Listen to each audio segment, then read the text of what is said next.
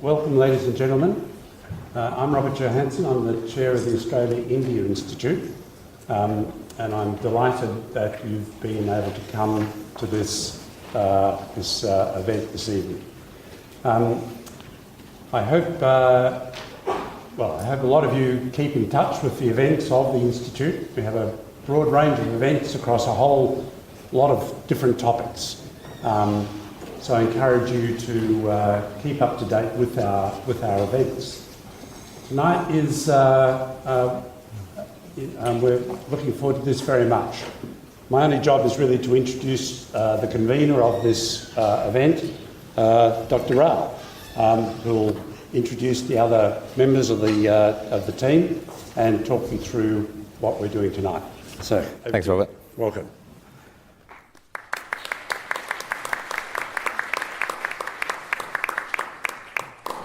Well, thanks very much, everyone, for coming along. It's a fantastic turnout, wonderful lecture theatre. Very pleased to have an esteemed panel of speakers to talk along tonight.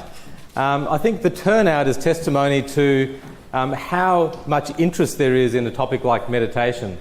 There's a lot of things happening in the world. You pick up the newspaper and all we seem to see is a lot of doom and gloom. So that has to be balanced with positivity. And there's nothing more positive than the stillness and peace of mind that comes out of meditation. So I'd like to thank Professor Mattu, Robert Johansen, for the opportunity. The Australia-India Institute has over the years been covering topics relating to economics, to politics, academic work, and really now we're starting to move into a slightly different field. Last year we held a seminar integrating India's holistic sciences with modern medicine. And there was such a good response from that, and a lot of people said we'd like to see more. So we're very happy and honoured to be here, Professor Mattu, to start a health, culture and spirituality series. So Meditation, India's Gift to the West is the first of those, and that'll be followed later in the year with one on India's martial arts, Kalari, and to finish the year, one on Indian food before the Christmas season arrives. So I'd like to introduce the panel. Professor Rob Moody from Melbourne University, Tammy Roos, author and meditation teacher, Suzanne Edwards, teacher of transcendental meditation, and Johnny Pollard, also meditation teacher, who's going to tell us all about the IT and technology applications for meditation, as well as lead a beautiful group meditation at the end. So bringing us to the topic of meditation, India's gift to the West.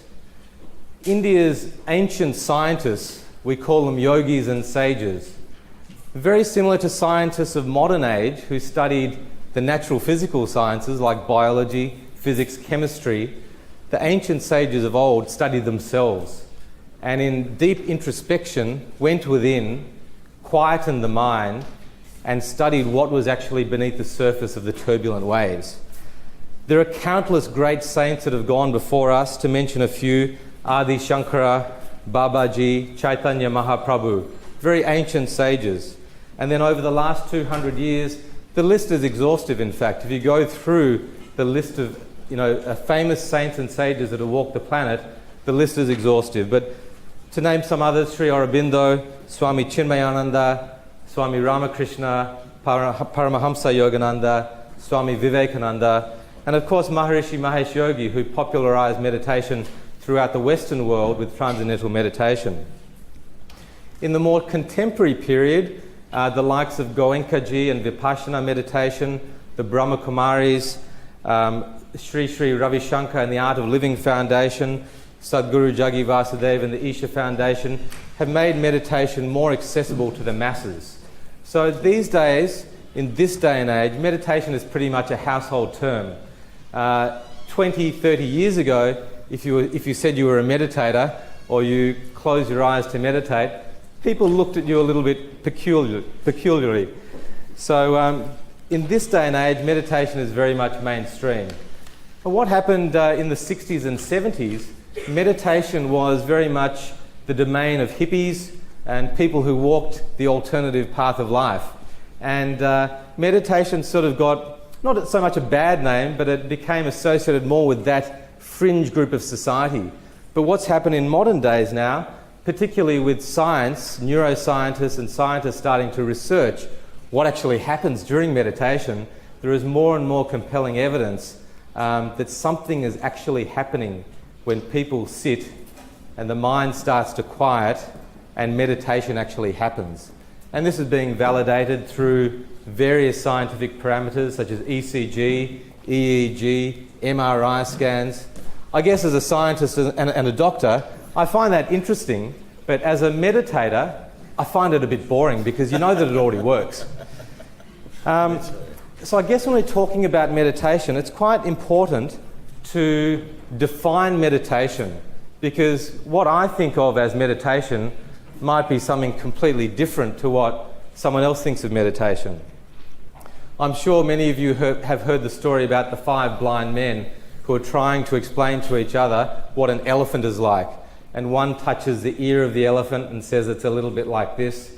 The other touches a tail and says it's long and it's stringy. And the other one touches a foot and says that there are nails that are hard. In the same way, when we describe meditation, people have different concepts and ideas of meditation. And meditation is a subjective experience. It's actually somewhat easier to talk about meditation in terms of what it isn't rather than what it is. It's not sitting for 20 minutes with eyes closed, although that can lead to meditation. It's not concentrating on the breath or concentrating on the mantra, though that can lead to meditation. It's something that actually happens. It can't be forced. A little bit like grass can't be made to grow. The actual experience, the subjective experience of meditation is something that has to happen. And the environment has to be created through various practices and disciplines in order for meditation to occur.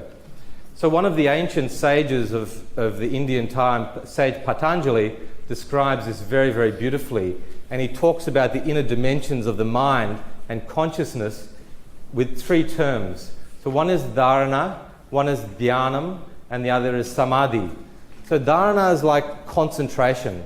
And if you use the analogy of the ocean and the waves and the turbulent waves, the waves are like the mind and the thoughts and the emotions, all very turbulent. Dharana is like sending a laser beam towards the depths of the ocean. A very focused, accurate, strong, powerful form of concentration. Dhyana or meditation is when that laser beam hits the bottom of the ocean and the laser beam actually comes into contact with something that is very deep and still. And samadhi, the complete state of union, which is considered the ultimate goal of yoga and meditation, nirvana, samadhi, moksha, similar terms to describe the same thing. Samadhi is when that space at the bottom of the ocean realizes that it is completely connected with all the other spaces at the depths of the ocean. So this is what we refer to when we actually talk about meditation. It's not so much the act of sitting, it's not the concentration on the breath or concentration on a mantra or a sound, but it's actually a deep inner experience. So we have a wonderful panel of speakers. I'm not going to take up too much of your time. I'd like to hand over to our panel and start to gain just some personal perspectives about meditation. We're all regular people doing regular jobs. We're not yogis who've hidden ourselves away from society and the community, but we're all busy people leading busy lives. And I'd like to start with Professor Rob Moody. He told me a little bit about how he first came into contact with meditation, which is a lovely story. So Rob, if you can just give us a few personal perspectives about how you came into meditation, what some of the experiences you've had, and how it's benefited you in your very busy life. Thanks, Ranjit. I started, I guess, I became very interested in meditation after a quarter-life crisis. This was sort of precipitated by, and I wouldn't try this at home, by a extremely strong hash oil cigarette combined with a Lou Reed concert. This is not a good combination, I can tell you. In about my third or fourth year of medicine, I then happened to be going on an elective to Hong Kong and to India, and I passed through Gaya and then to Bodh Gaya, and happened to come across a whole lot of people that had just done one of the first Vipassana courses, in India, and I thought these are interesting people. They seem to sort of have got it all together. I might try this. I was sort of trying to look for myself. I sort of found someone. Anyway, a couple of years later, I actually did a 10-day meditation course at the end of my medical course when it was sort of the province of hippies, I guess. And I must admit, after my first course, I thought, Nirvana just around the corner. After my second course, it's a bit further. Third course, it's a long way away. It's a bit like learning a language. The more you know there is to know. I practiced reasonably regularly, but it really took me a long time, in fact 20 years, to really work out this really benefited if I could do it every day, and which is sort of what I can do now. And in some ways, for me, I can have a sort of hectic life because I meditate. And for me, it's been a very important way of trying to make myself a better person. I must admit, at the time when I was, in the university, I was so worried about what people thought of me. Like, I remember actually looking in the mirror and thinking, why am I so worried about what other people think of me? And someone had just said, the day before, had said something that had sort of triggered this and triggered my own sort of questions about my identity and who I was, and this constant sort of level of anxiety. And that's why I sort of got in. I sort of wanted to, in a sense, be able to some way control better my reactions to other people and my relationships with other people. And that's what sort of meditation has been for me. In some ways, it's a wonderful way it gives me sort of hope and confidence, I guess, that I can cope with the ups and downs of life.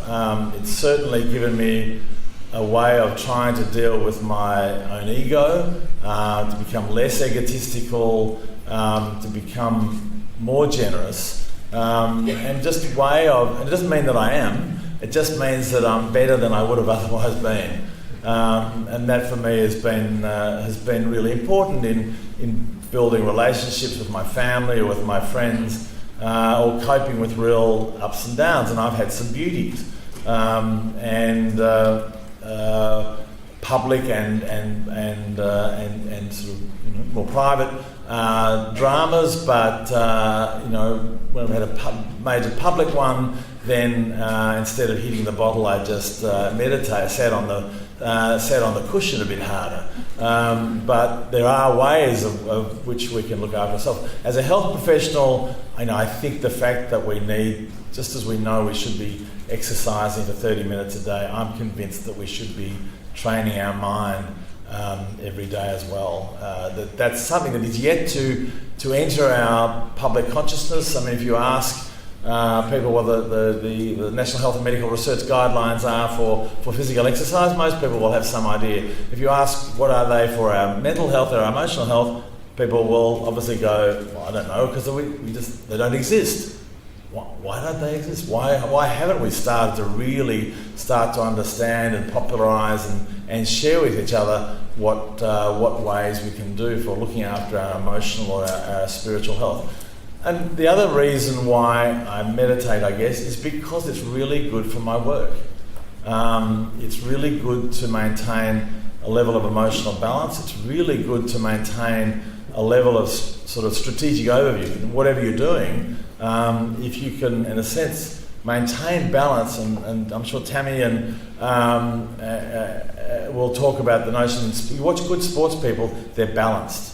And I've watched other people, good politicians, good artists, good people, they're pushed off, they come back. And meditation for me helps me come back. We can spend so much time worried in the past about what we might have done, or worried about what might happen. If you can turn that into active time of actually being in the moment, it's really efficient. So there's an efficiency dividend as well as an inner peace dividend, I think, for meditation. I mean, I will continue to make mistakes. This helps me make different ones. And in many ways, as I say, it gives me hope and confidence that I can gradually become the person that I would want to become. So Rob, just from a practical perspective, you lead a busy life academically with University of Melbourne, travelling a lot of the world and involved in a number of organisations and institutions. From a practical perspective, how do you incorporate meditation in your life? Is it a set time that you meditate every day, or do you just slot it in when it happens, or...? I do it in the morning, yeah. I should do it in the evening as well, but I don't quite sort of manage that bit. But I get up, have a shower, wake up, and then sit for half an hour. And I mean, other times I meditate. I mean, planes is a really good time to meditate. Because it really helps you get over jet lag as well. But also you can do, mindfulness. I did some on the way here. Why? Or while I'm sitting here, because you get nervous. It's a really good way of coping with public speaking. So there's lots of different times you can incorporate it. But for me, it's been, until I got to the stage where I could do it most mornings. That's when I really noticed it helped. And then it's a bit like exercise. When you stop doing it, I start to get a bit ratty. So that kicks. I'm sort of gently addicted to it. So I know when I first started meditating 20 odd years ago, some of my friends used to ask me, is it actually different from just going for a run, relaxing, having a glass of wine? My father, who's sitting in the audience, first time I think I've spoken on meditation with Dad in the audience, his definition of meditation would be a Johnny Walker Black, and that's all you need. So I'd like to ask Suzanne just to talk a little bit about her experience mainly with transcendental meditation, and how it actually differs from just relaxation. Thanks very much. I think the main thing to understand is that every experience changes our brain. And as we've heard, if you're doing something on a regular basis, then you're doing brain training. And what that means is that you're actually culturing your nervous system. You're culturing your brain so that it can sustain that style of activity that you're giving it the experience of during meditation, so that those benefits can be sustained out into the day, into the dynamism of what you're doing. And so rather than meditation being, when I started teaching TM 20 years ago, people would come in their lycra and think they were going to lie on the floor. Now they understand, because of the research that's been published, mainly on transcendental meditation specifically, people now know it's within the collective consciousness that meditation is good for us. So we know it's good for us, but we still have these misconceptions about what it really is. And meditation means to think. But when we're thinking, we're having a certain experience using the surface conscious active layer of the mind, the top of the ocean, as Ranjit was saying. And so when we're on the top of the ocean, when we're using that surface layer of the thinking layer of the mind in meaning, we're using concentration or we're using contemplation, then the mind is having a certain experience, usually of gamma waves or theta waves. When the mind settles down and experiences more refined, more settled, more delicate layers of the mind, then the mind becomes more coherent. And then the left and the right hemisphere and the anterior and the posterior lobe all start to work together, and we get some brain integration. What that means is that we expand the conscious capacity of the brain when we reduce the activity. But if we try and reduce the activity by just sitting and closing our eyes, then the result is not very profound. We're left sitting on the surface of the ocean. If we try and use one part of our brain to control another part of our brain, then if we're doing that with concentration or any faint idea, any trying to be relaxed even, then we're holding the mind in one place. And you know what? When you try and hold your mind still in one place, it'll run off and think about something else. And there's a lot of nodding going on. So the nature of the mind is not to stay still. It is not to be content with these surface active thinking layers of the mind. The mind wants to experience more delightment, more fulfillment, more reward, more expansion. And that's not available out through the senses into our everyday living life. But those more refined layers of our own awareness, more subtle nearest to the finest is that infinite layer of our own creativity and intelligence and harmony and energy, and our mind wants to go there. But while we're on the surface using concentration, trying to hold the mind still, and then it wanders off, ice cream, TV, oh, back on the thing again. And then it wanders off again and we bring it back, we're going against the nature of the mind. So using concentration, it will improve your concentration, your focus, but it won't enable you to experience finer and finer layers of the mind and transcend. And when you have this experience of finer and finer and nearest to that finest, that infinite layer of expansion of the mind, then you get brain integration. Then you're doing brain training. Then you're actually switching on the frontal lobes and integrating the brain, bringing it online, and giving it that experience of transcending thought. And then when you finish meditation and you get up and you go back out again into the day, your brain has actually physically changed in its structure. It's regrown so that you can think and act and behave and react in a way that uses more of your conscious capacity of the brain. How many people in the audience are actually meditators? I meant to do a show of hands at the beginning. Who in the audience are regular meditators? So we're sort of talking to the converted already, aren't we? And how many people have learnt meditation but have given up and don't practice regularly? Okay, smaller percentage. How many people have never learnt meditation before, any technique? Okay. And how many consider meditation to be a wasteful lot of waffle? Okay. They're here. It's very brave. So, what about the mechanics of meditation, Suzanne? So you've spoken about that transcendence, and can you talk just a little bit more about what actually happens subjectively during meditation? Yeah. Generally, subjectively, there's an experience when we close the eyes, then we'll have more alpha, we'll have more alertness. We shut down a lot of perception from the outside, so that helps somewhat. But then if the mind is on the surface layer, then that's about as far as it's going to go if we get caught up in thinking and meaning. But if the mind's able to transcend and settle down further and further and become quieter and quieter, then your brain becomes more integrated. Because when you reduce activity, you increase order. And so you get more conscious capacity of the brain involved in the inner experience, and the experience becomes more delightful, more refined, more gentle, and if you're transcending, then quieter and quieter and quieter. And so when the mind transcends thought altogether and experiences that unboundedness of our own inner quality, then sensory perception has been transcended, the mind has been transcended, the intellect, the ego, and we experience samadhi. And in that state of samadhi, the mind is completely involved in its own inner experience. It's the most silent state of our own awareness, where our conscious mind experiences consciousness. And this experience is like coming back home. It's like a child running to mother. It's so delightful and so appealing for the mind. So instead of trying to hold the mind on the surface on something and it wandering off to try and find something more enjoyable and you bring it back, when the mind actually transcends and experiences its own inner essential nature, that undecaying, unbounded totality of us that we've been in touch with since we were very young.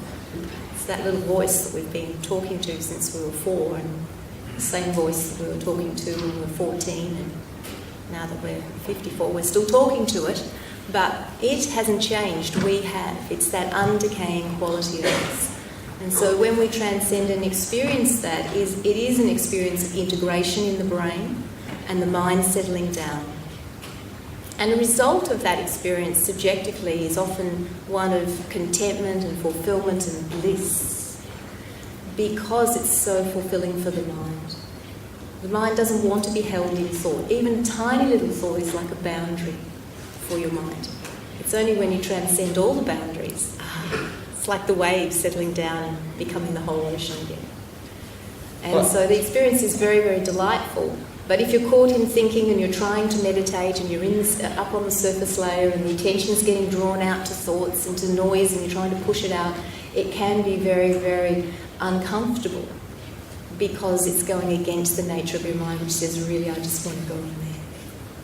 I guess there are many reasons why people might come to learning meditation and starting a practice, but speaking to a lot of people who've begun meditation, I've sort of broken it down into three major categories. So the first category is the person who's just curious about it, and I guess that's how I was when I was in medical school as well. And a very good friend of mine unfortunately had an osteosarcoma, a very nasty bone cancer, and he told me about meditation, and I thought that was something interesting and I should learn a little bit about it.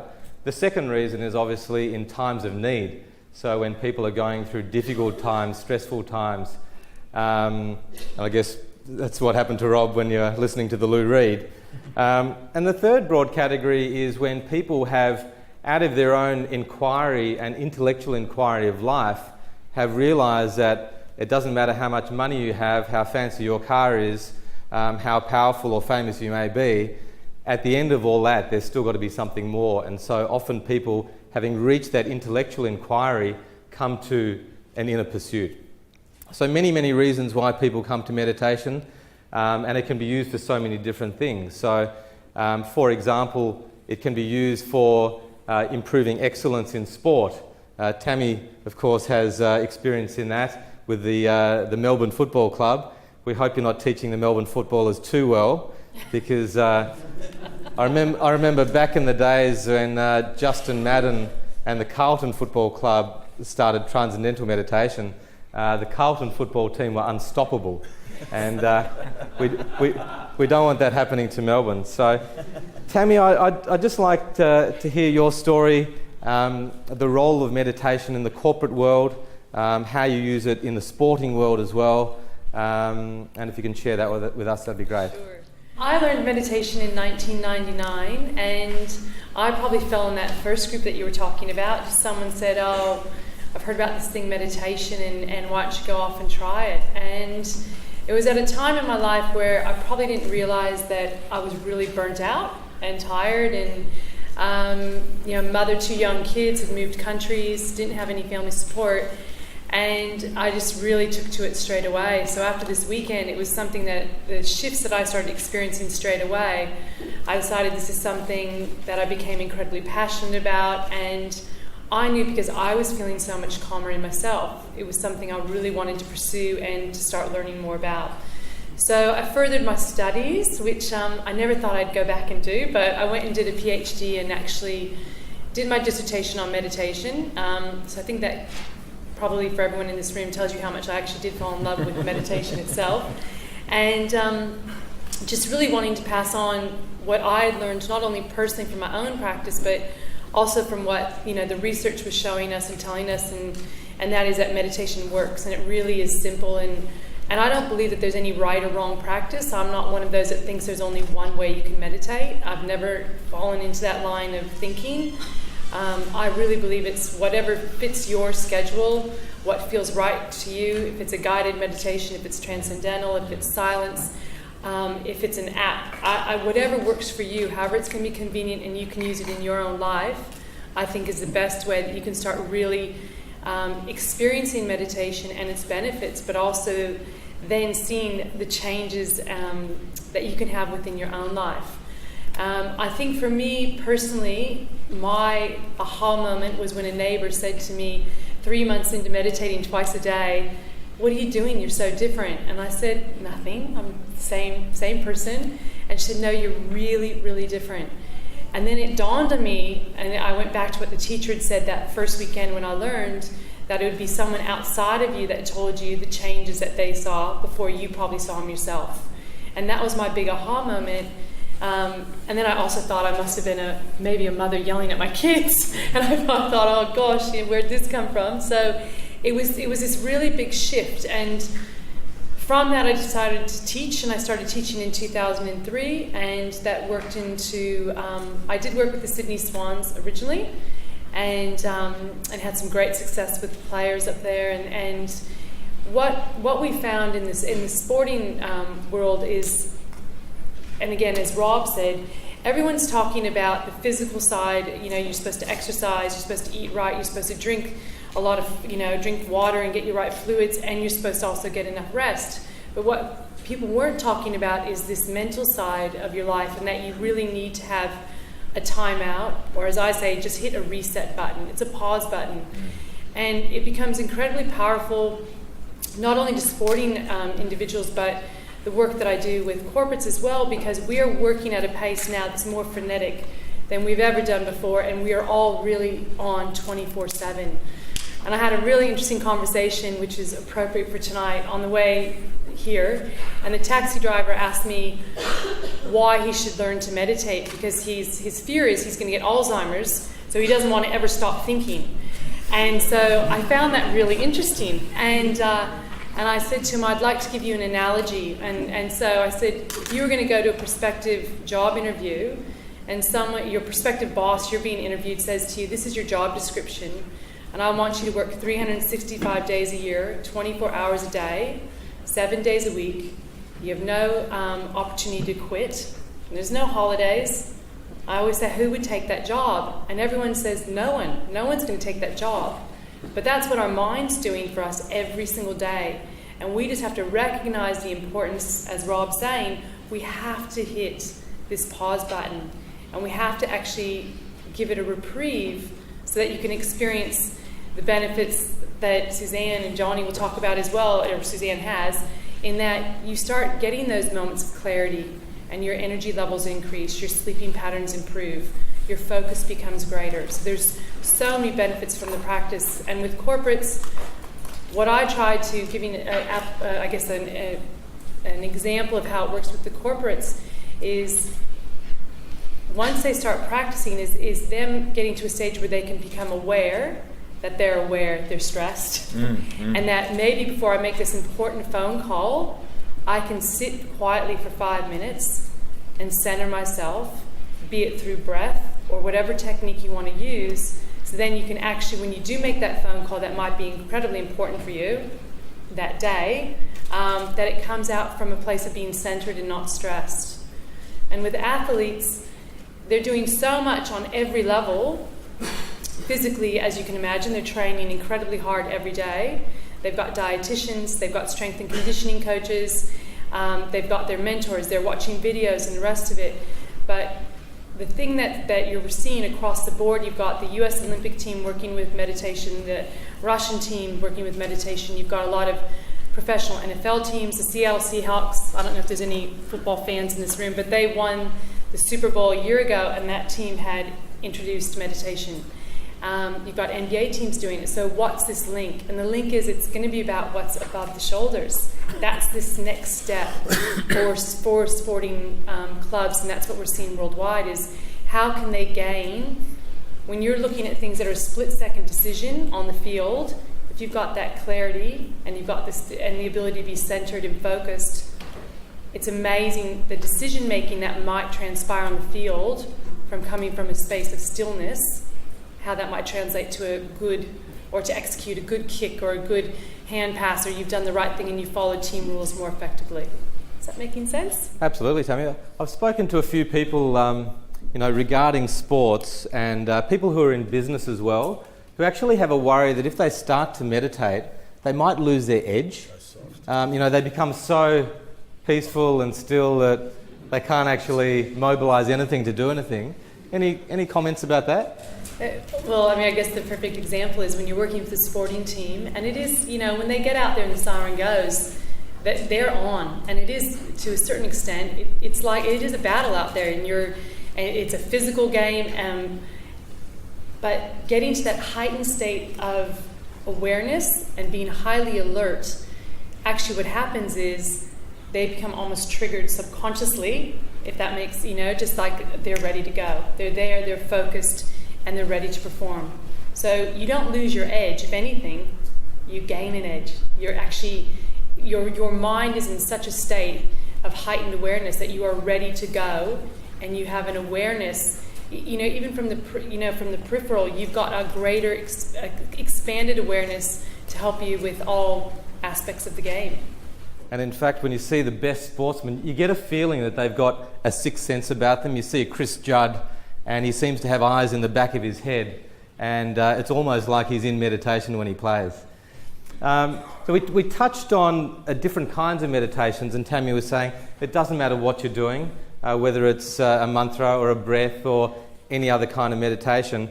I'd like Johnny just to go into some of the different kinds of meditation techniques, similarities and differences, whether some may be more suitable for some people than others, and whether there are sort of different purposes to the different kinds of meditation. Yeah. So there's a bit of about 20 questions in that one, Johnny. But and it's a subject that we could spend, 6 months on. It's, the title of tonight's talk, the theme is India's Gift to the West. We're talking about meditation, and this art and science has been cultivated for, some would argue, over 10,000 years, and for us to even come close to the surface, let alone scratch it, is very difficult to do in a 2-hour forum. So the subject of understanding the different techniques, the effect that they elicit in the mind, and the purpose of them is it's such a fascinating and very rich subject, of which I'm probably only going to sort of be able to touch on very, very lightly. So I'll attempt to do it right now.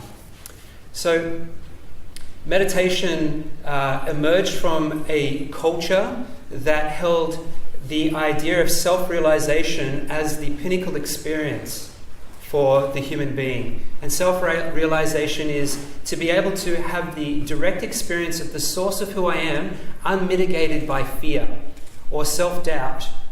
To be able to have the free-flowing experience of life where every moment improves upon itself as a continual flow in every single moment, where it's not intermittently broken up by confusion of the intellect about what's going on, is able to just sustain this beautiful, elegant flow from one moment to the next. This is where it derived from, and this was the purpose of it. And the understanding is from the texts and the stories that come from the East, that there were these individuals, and many, many of them, countless amounts, that experienced the extraordinary pinnacle state of consciousness, which is known as enlightenment, nirvana, unity consciousness. There are so many different names for it, where they have the full realization of the mind's potential as their direct experience. They experience the fullness of their potential as a reality. And, you read some of these texts, and what they're experiencing, what they're able to describe as the reality of nature is so profound when you look into it. So we're talking about it in this context tonight because, that's the gift that we've received. But like most things that the West do when we receive things from other cultures, we tend to sort of alter them or bastardize them for our own use, our own purposes. And, meditation is no exception. Although we've had great masters introduce meditation into the West, we're always repurposing things to suit us and what we need. And the way that we're responding to meditation at the moment is quite reactive. And the take-up of meditation is really becoming quite popular because we're stressed out of our eyeballs, and the proposition is that if we practice this thing, we'll experience some sort of alleviation of those symptoms. And it's true. It's so true that it's sparked the interest of all the biggest universities around the world to invest lots of money into further investigating the benefit and the value of this practice. And the papers that are being published are, delivering us very compelling data right across the board, from increased brain function to transforming our, supposed predisposed genetic state. It's changing our DNA, telomere. I mean, the list goes on and on and on and on in terms of what meditation can do. And our perspective on it at the moment is one that is quite cause and effect and reactionary. I'm having an experience, and I need to do something in order to transform that experience. And it's a wonderful thing. If that's the impetus, then woohoo, great. That's a really great place to start, and it really does need to start because the state of mental health in this country and for the world that matter is so terrible, and it's becoming increasingly more difficult to justify it, given what we understand about the physiology, what we understand about the brain, what we understand about human dynamics, and our propensity to destroy things. It's disproportionate what we understand about the mind relative to what we understand about everything else. And we always save the best to last, I think, as a human thing. The final frontier is the human mind.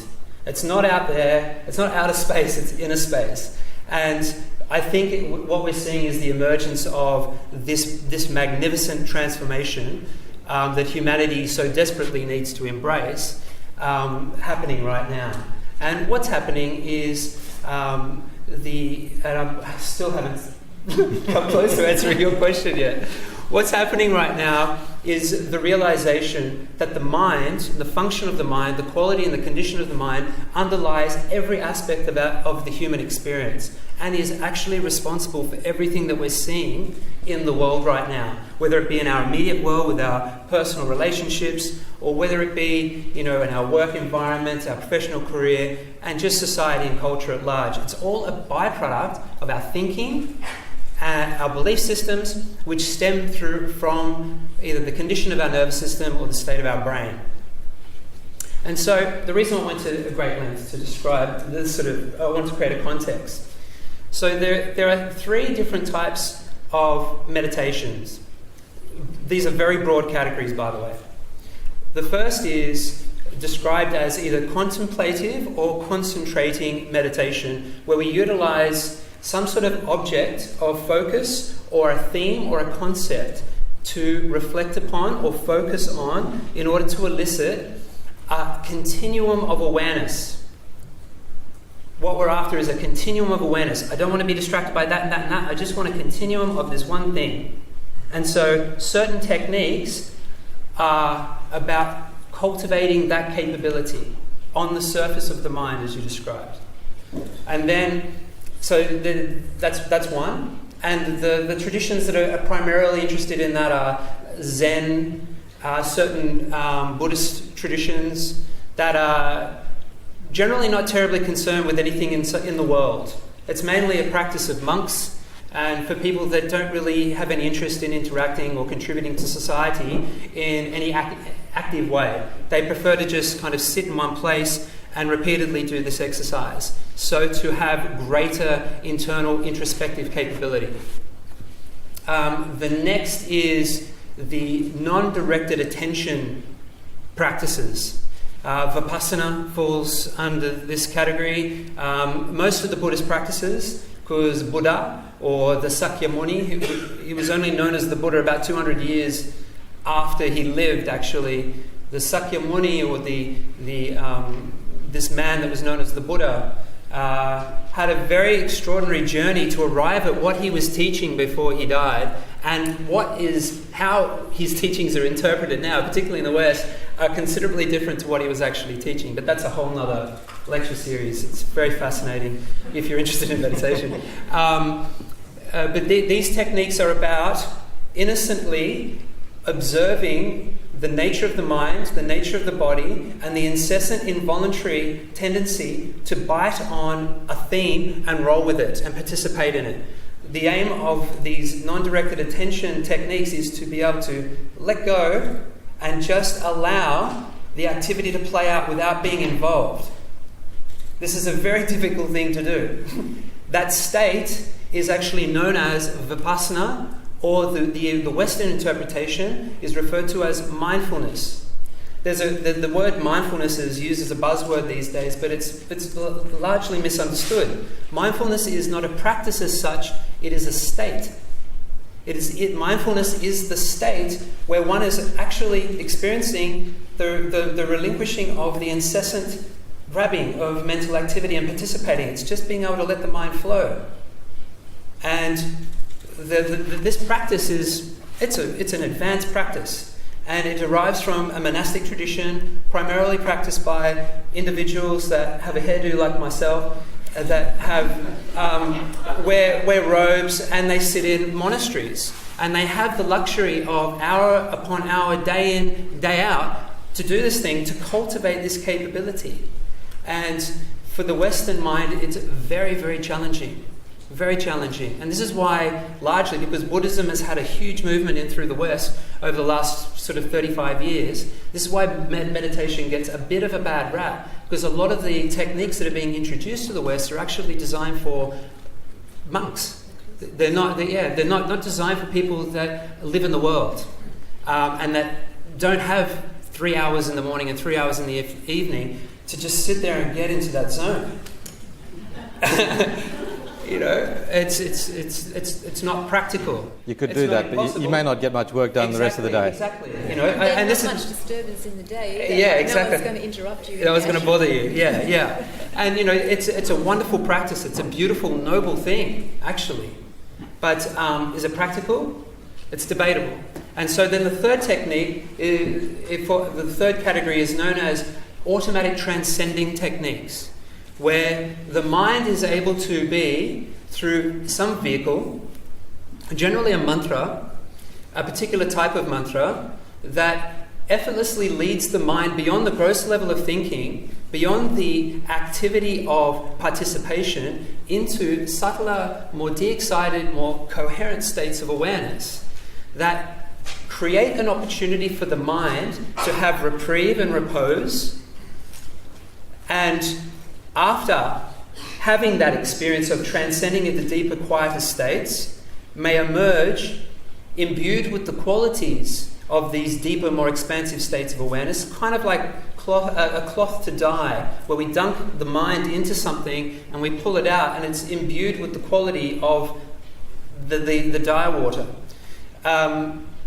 The mind comes out and it's slightly more refreshed, slightly more dynamic. Is it conscious of what it experienced in those deeper states? Not necessarily, but as a result of practicing, the mind begins to become aware of its nature by virtue of being exposed to the deeper levels of it. And it's, in my opinion, having studied all three, many techniques in all three of those categories under masters, that the latter, the third technique that I just described to you, is probably the most effective and appropriate for people who live in the world and have jobs. And quite, lots. pardon? We have lots. Yes, because and this is a greater discussion to have, what's the purpose of meditating? Okay, so I described that the reason why we meditate is because we're reactive to our stress state, and we want to have a better experience. We're sick of thinking things that we don't want to think about. We want to have greater control of our mind. We want to be less reactive when something's happening that's outside of the spectrum of our expectation. We want to be more dynamic. We want to be more loving, more compassionate, more creative, more dynamic. We want to access that feeling that we have inside of ourselves, that we know ourselves to be, that we're not expressing. We find ourselves kind of repulsed and almost disgusted by the way we behave sometimes. And we watch the way we behave, and we're like, I can't believe I just said that. I can't believe I just did that. And what is that? This is a condition. And so we're reacting with a condition. We're like, anything. My clients, they come to me, and I'm their last port of call. Their wife's about to leave them, their husband's about to leave them. The doctor said, you need to sort this business out pretty quickly. And they've tried everything else. And they're like, my mate told me you did wonders, what can you do? And, invariably they learn a very simple technique and, life starts to change very quickly. But this is reactive. So to place into context what we're talking about here, the India's gift to the West, we haven't even uncovered the gift that India has given us. This gift that they've given us is a non-reactive, prospective vision of leading us out of a very, very complex situation that humanity faces itself in right now, which is that we are confused about who we are, what we are, our interdependent responsibility to each other and how to enact that on a day-to-day level that isn't some sort of massive we are the world, let's change the world thing, but on a very practical here and now level. How can we interact with each other and apply this knowledge, this understanding of who we are, what we are, and let that propagate the change on a very organic grassroots level? So that's a beautiful, eloquent description of the different meditation techniques. And I guess the reason we wanted to bring that up and discuss it is because, as we saw from the show of hands, there are many in the room who are existing meditators and have a daily practice. There are many who've tried something and for whatever reason they've given up. But there are so many different techniques around.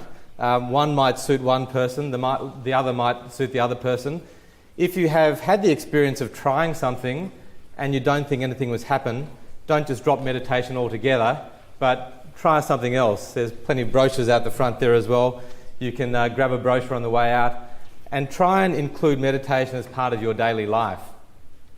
So we've heard all the reasons, and very compelling reasons, why meditation is good for us. There's scientific and health reasons, there's corporate reasons, a sporting field, for general peace and well-being. So why aren't we all doing it? We know that it's good for us. We want to incorporate this in our life. We want to make this a habit. Why aren't we doing this? And what can we do to make meditation part of our life? I remember listening to a talk by Ian Gawler, and Ian couldn't be here tonight, but as a medical student, and Ian said, meditation needs to be like diarrhea. When you need to go, you need to go. And so he said that should be your daily practice. When you need to go and do your meditation practice, you excuse yourself from everyone else and you find your corner, you find your place, and you do your meditation. So just from the panel, anyone who'd like to talk about how to actually create and maintain a regular practice of meditation? Suzanne? I think the main thing is that if the technique that you're using gives you an immediate benefit every time that you do it, and if the technique is something that's effortless and easy and enjoyable, guess what? You're going to do it. If we don't see a benefit, we won't continue. But if you can sit down on the couch and you can sit there and transcend for 20 minutes and get up off the couch and feel more coherent, more lively, more interested in doing your activity, that you don't get as tired at the end of the day, and then at the end of the day you can sit down and feel like doing it again, then you know you've got a technique that works for you. The problem generally is that people are trying to meditate. People are trying to control the mind and turn the mind in. And these things are very unpleasant because they go against the nature of the mind.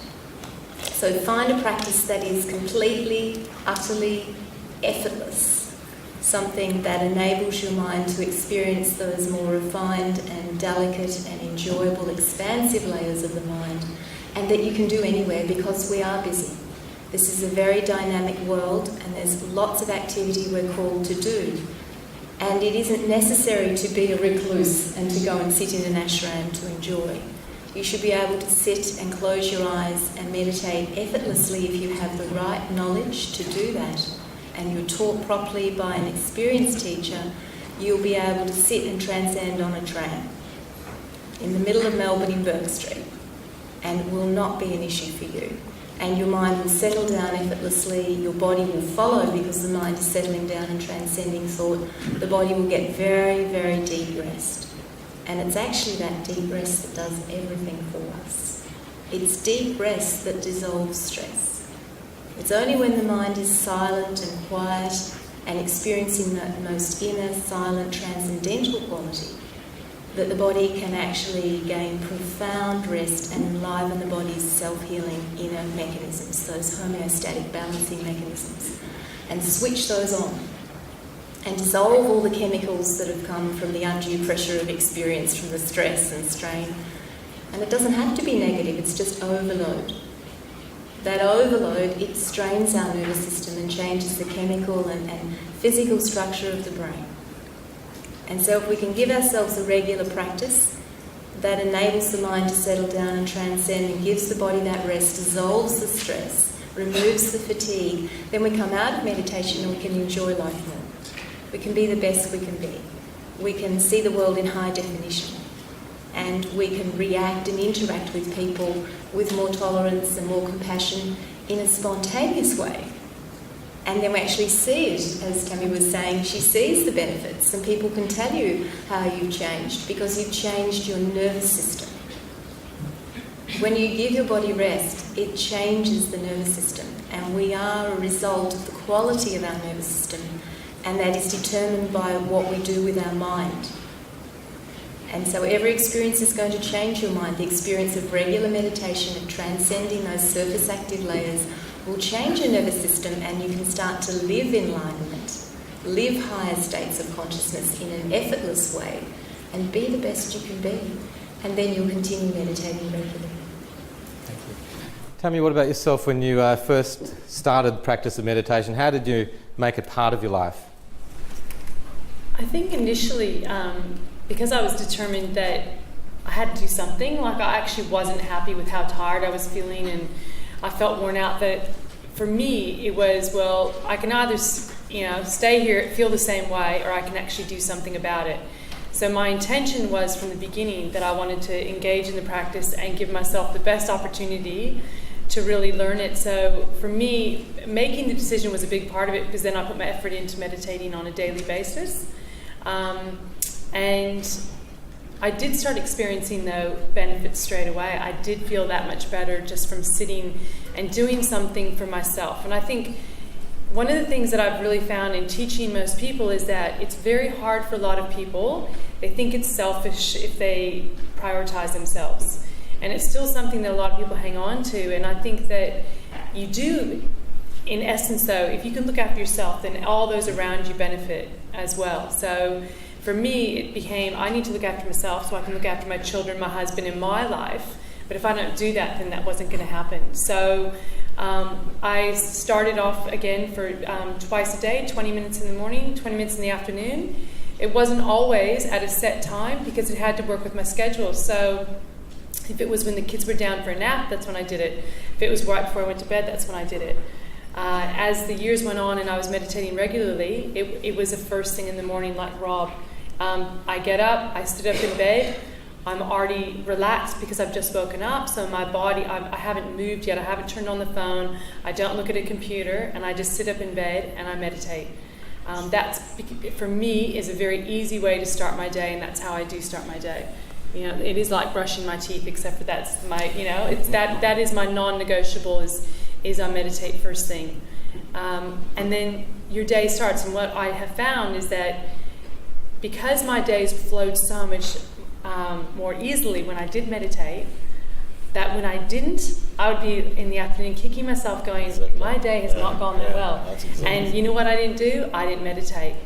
And it really came down to that. That's what made it a habit for me, was having the experiences myself, knowing I was feeling better, knowing that my energy levels were there, and I was much happier.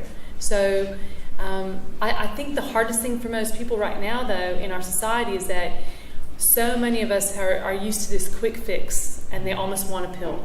And the reality is, meditation, it's a cumulative practice. The more you do it, the better you get at it, and the easier it becomes. So it's not it's not this quick fix, take a pill. You do have to sit, and you do have to practice. And for anyone, it's just, as I started off this discussion, it's setting the intention that you actually really want to do this, and see if, as Johnny said, all the research that's around the world, and that keeps coming out, it works, and it's easy, but you do have to sit and practice. Fantastic. So I think we now have some time for questions from the audience to the panel. I think between the five of us, there's at least 100 years worth of meditation experience. So please feel free to ask any questions, no matter what they may be, and we're happy to answer. Hi, and I've never meditated. This is the first instruction I've ever looked into it.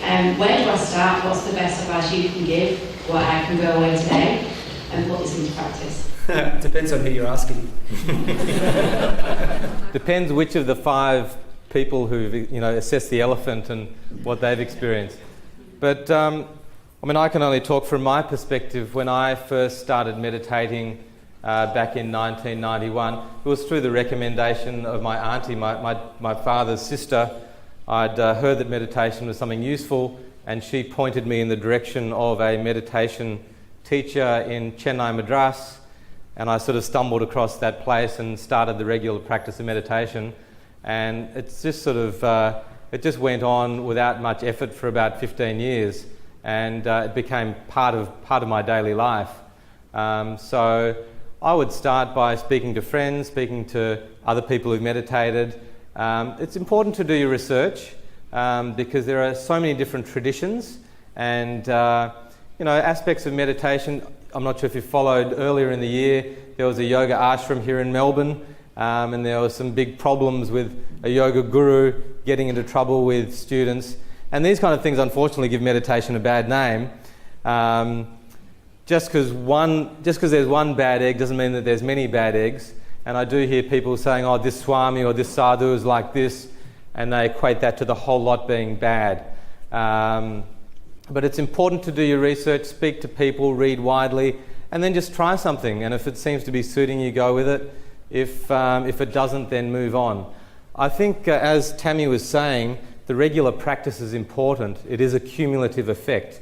And if you don't notice anything within one day, don't give it up and move to the next one. You really have to commit to a certain practice, probably for at least a period of 6 months, to see what kind of effect it's having upon you. And I often use the analogy of the seed and the tree. In the very early stages of meditation and your meditation practice, it needs to be nurtured and protected. You need to be a little bit selfish about your meditation practice. Have a time when you do it, have a place that you do it, and just have that as sacred time that is not going to be interrupted and is not negotiable with anything happening around you. And then just go about your meditation practice for 6 months and see what's happening. Can I make a recommendation? So as a general principle, there's quality.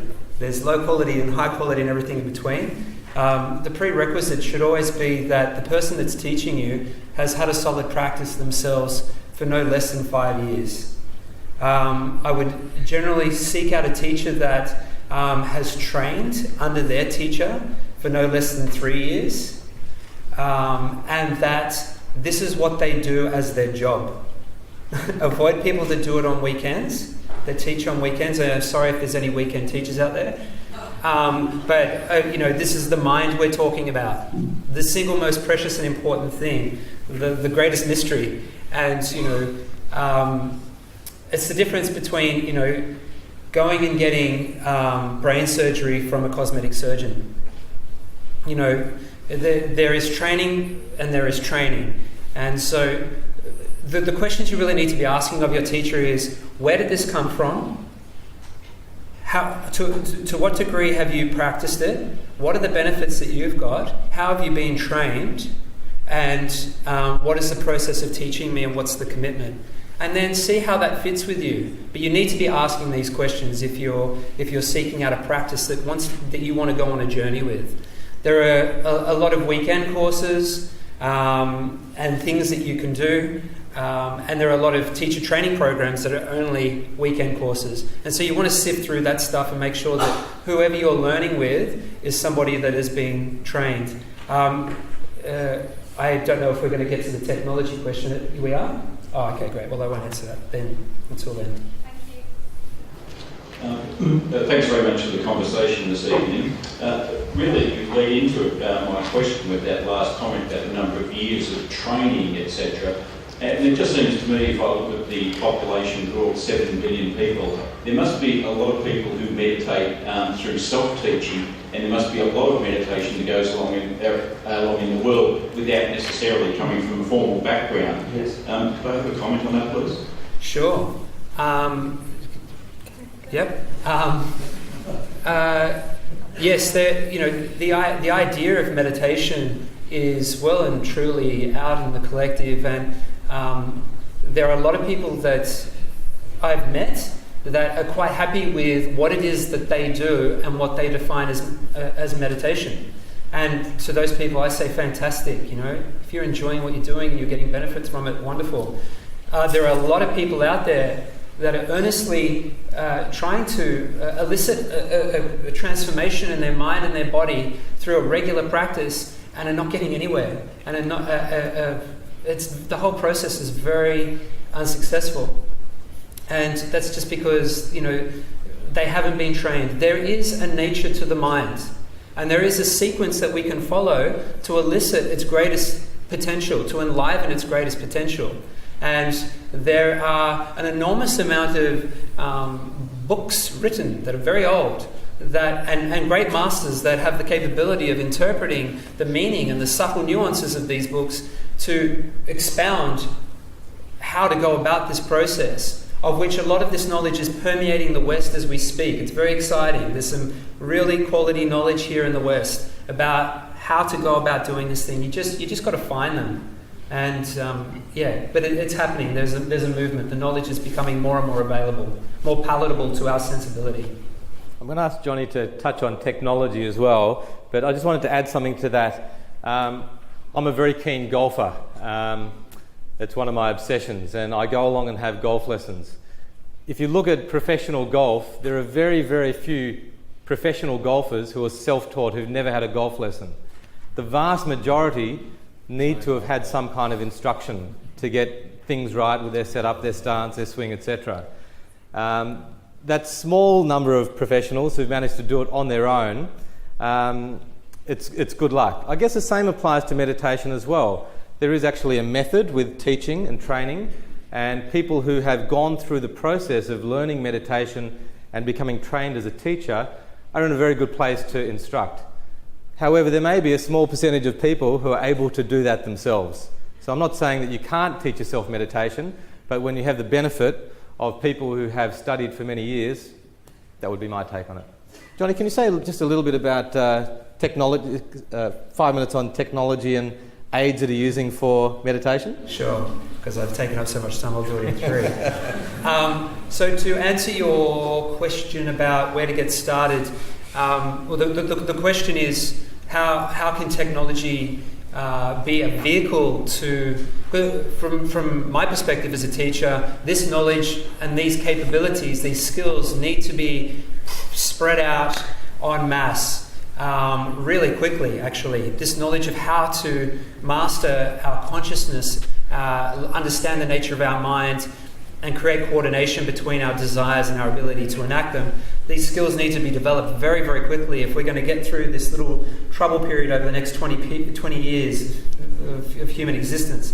And so I run an organisation with an awesome group of people called One Giant Mind that has taken upon itself to address this challenge of how to take quality instruction of how to elicit the desired response in the mind to the masses through technology.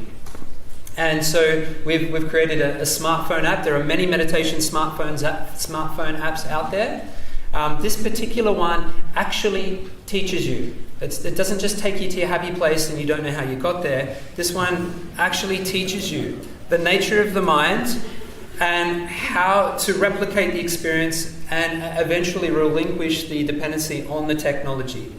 So if you're interested, it's a free app. The One Giant Mind is a charity. The whole thing's not for profit. We're here just basically to create millions and millions of meditators in the world. And I'm hoping by the end of this year you're going to know a lot more about One Giant Mind just generally in the public. It's a wonderful service. Question up the back there. Hi. Thanks so much for sharing all of your knowledge and personal experiences, guys. It's been really interesting. I just wanted to ask, do you think it would be beneficial to teach meditation to children in schools? Or do you think meditation is something that people should come through naturally out of their own desire? And if you think it would be beneficial, how would it be done in practice, do you think? I'll answer this because it's something that we do all over the world through transcendental meditation. TM is something that can be taught to children from the age of 4. We have a children's technique. but we teach the adult technique from the age of 10. So in Melbourne here we have Maharishis School here in Reservoir in our northern suburbs, and there are many thousands of schools all over the world where we have a thing called Change from Within. And this is a program that's promoted to teach transcendental meditation at around the age of 10 to 12 years of age, when the brain is not yet myelinated. Myelination means it's like concrete being laid down in the brain. So if we can give the experience of transcending and teach people in a systematic way where we can go into a school and these young brains, we can teach everybody, the teachers, the faculty, the students, everyone learns to meditate. The bell rings at the beginning of the day and everyone sits down in the corridor wherever they are and they all experience TM.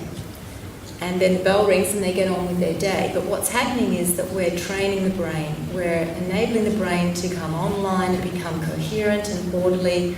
We're reducing the stress in the nervous system because the silence in the mind creates that rest in the body.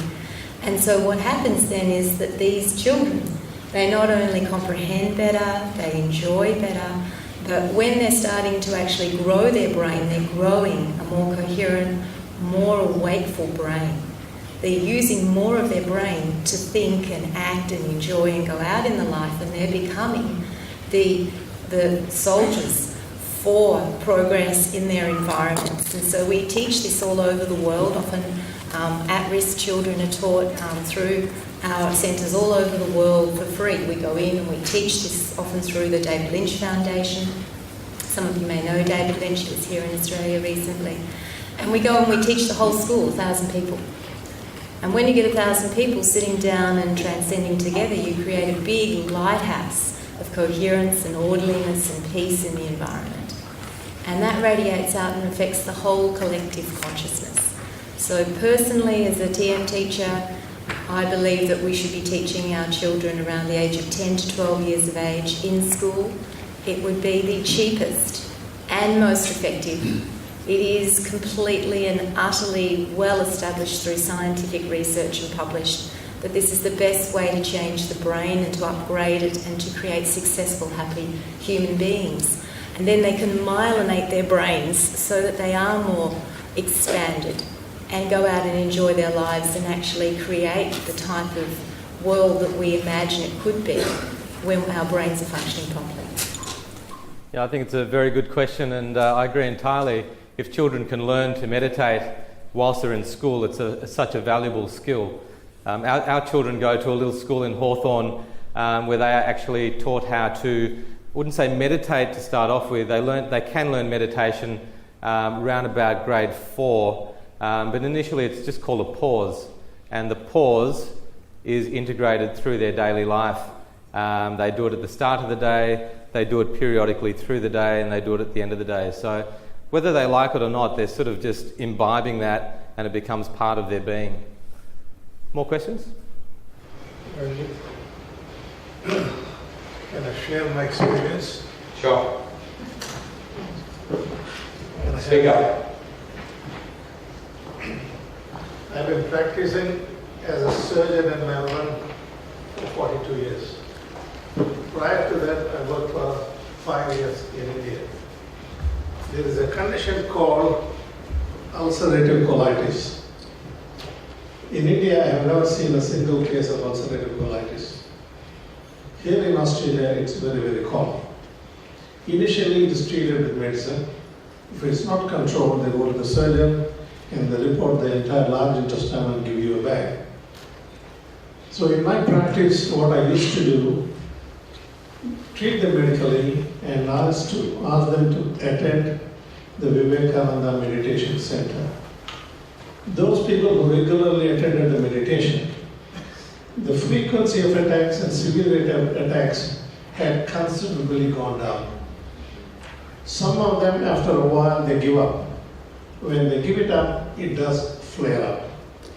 So this is one. The second is, I learned TM in 1971. My son doesn't know that I do practice. It's a secret. This is great. Before the Johnny Walker. Lots of people who have that secret. As a surgeon, you do encounter cases. I was an oncology surgeon. you're trying to dissect out the cancer. Suddenly, out of the blue, there's a real gush of blood, like opening the tap. In those cases, a lot of people tend to panic. My teacher used to tell me, put a couple of packs there, go to the window, and close your eyes and meditate. I practiced that exactly. Put a few packs, ask the assistant to hold on to it, go to the window, and practice the mantra that was taught to me. And my mind was in an absolute calm. When I come back, I'm totally relaxed. I just take the 2 packs off, and I'm able to control the situation very well. Finally, in the United States, in a lot of hospitals, meditation is a part of oncology treatment. If they do meditate, the brain secretes endorphins. The endorphins have an inhibitory effect or suppression effect on the cancer growth. They normally give the chemotherapy or surgery, whatever it is done. Along with that, meditation is a part and parcel of oncological treatment.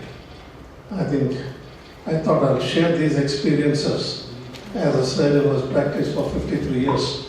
Thank you.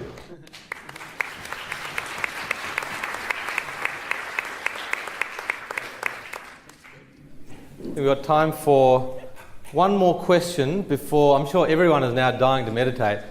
So Johnny's going to lead us through a meditation. We've got time for one more question. Hi. Just moving away from the individual practice at the moment, I was just curious to see what each of you had to offer in terms of when people meditate in groups. So obviously you've got sporting, you've got corporate, then you've also got goodwill groups, you've got people that are trying to make positive change to humanity by getting together and thinking positive thoughts, and then also teaming up. So you have somebody in Melbourne that will be meditating at the same time as somebody in London that's meditating at the same time in China, God knows what, everywhere. But the impact that group meditation has for these, when meditating as a group, with a particular type of focus, and how we can use that to benefit us in Melbourne as well. I think Transcendental Meditation has studied that extensively with the collective consciousness. Suzanne, would you like to say a little bit about that? Yeah, I mean, we were talking before about the mind being like an ocean. Well, think of us all like being individual waves on that ocean.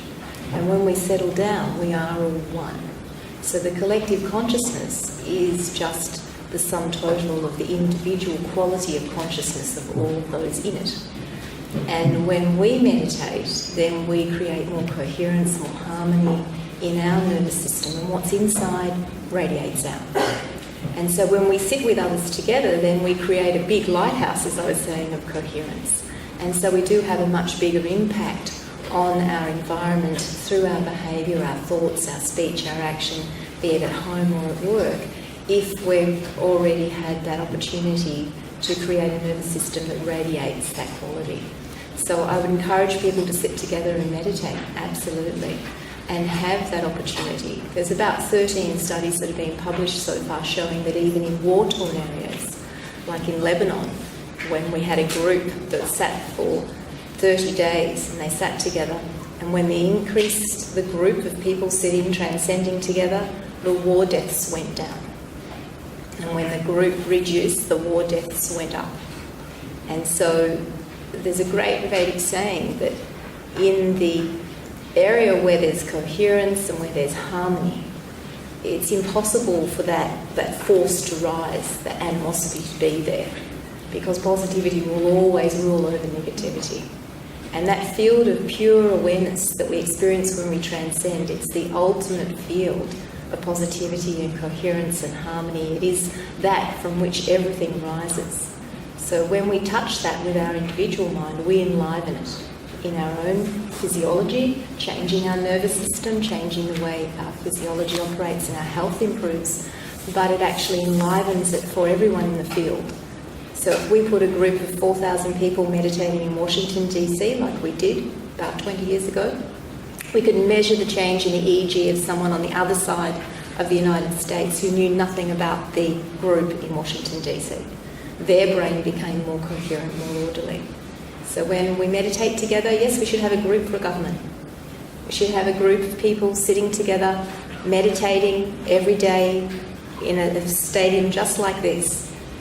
And if we were to do that, then 1% of the population transcending together would be enough to change everything. Even for people who were not interested in meditation at all. Their brain would become more orderly, more harmonious, their behaviour would change, and people would start to move in the direction of progress and growth. So that really is the key. Instead of dealing with the problem on the level of the problem, then you bring in the second element. If there's darkness, just turn on the light. Don't fight the darkness. Just turn on the light. Just enliven consciousness by transcending. And do it in a group, you're much more powerful, yes. So recently, the Indian government started a ministry of yoga. I'm not sure if you'd heard about that, but quite an innovative thing. I don't think any other government in the world has appointed a minister in the field of yoga, and hopefully, when India plays tomorrow in the World Cup, some of those Indian cricket players have imbibed the meditation techniques. Professor Mathu, who we're happy to have back in Australia, is going to say a few words now. Thank you. I just want to thank all of you for this fantastic session on behalf of the Australia India Institute. Beginning with you, Ranjit, we have a copy of our newly published History of Australia-India Relations, and please share it with Dr. Rao as well. Rob, again, a copy of this. Thank you very much. And paintings of the Institute, Tammy, Suzanne. Thank you. Thank you. Thank you.